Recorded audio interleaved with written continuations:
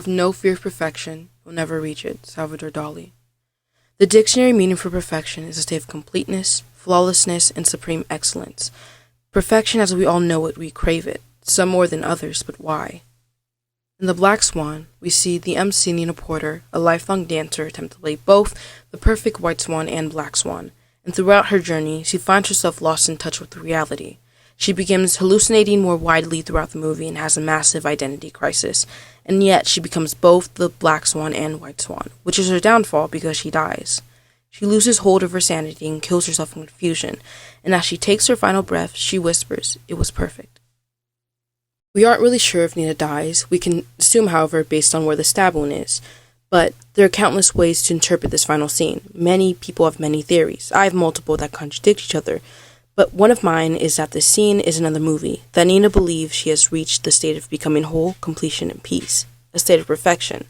I think the fact that everything was coming down on her, from the stress from someone else replacing her growing older and ending up like Beth, the stress for not pleasing her emotionally abusive dance instructor, to please the audience and herself, something must have snapped in her. Perfection is a haze we subdue ourselves to cope with the fact that we'll never truly reach it, nor will that work. The angle was off, the line could have been written better, I should have said this, I should have said that. Perfection is a lie we tell ourselves to convince us that we could have done more, that we didn't do enough. We lie to ourselves to ignore how truly limited we are. We can never truly achieve anything to a T. However, I think Nina's death is symbolic. Nina's death is symbolism to show how we must destroy or hurt ourselves to achieve the state of completeness. In order to reach this state, you must harm yourself to an extreme, and even if you reach this state, what will it matter if you're dead? Can you bring perfection to your grave? However, both theories contain the same truth. The excessive perfectionist leads a road to destruction, and that even if we may reach this euphoria, it is fleeting like our lives. However, fleeting and limiting this emotion it is beautiful.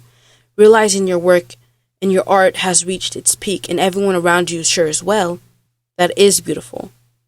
Realizing that your hard work wasn't in vain is very beautiful, but along with this comes with a warning. What standard is perfection? Is it what we decide? What others decide? What God or gods decide? This is where everything begins to crumble, because we don't know who and what defines perfection. And we have continued to chase it for generations and generations. We chase a concept created by us to cope with the fact there's a higher achievement than this. But how far can we push ourselves to this godly state? Perfection truly is a fantasy of destruction. We as humans will never be able to truly obtain it. But we don't really know what to do with this information. We will always have this idea of perfection, perfect bodies, characters, looks, music, art, media, perfect women, perfect men, perfect people. We yearn for something that doesn't exist, and perfection is a fantasy, a wish to lead to godhood, to fit every standard, but humans are complex. And a boundary something or someone made isn't possible to fit us.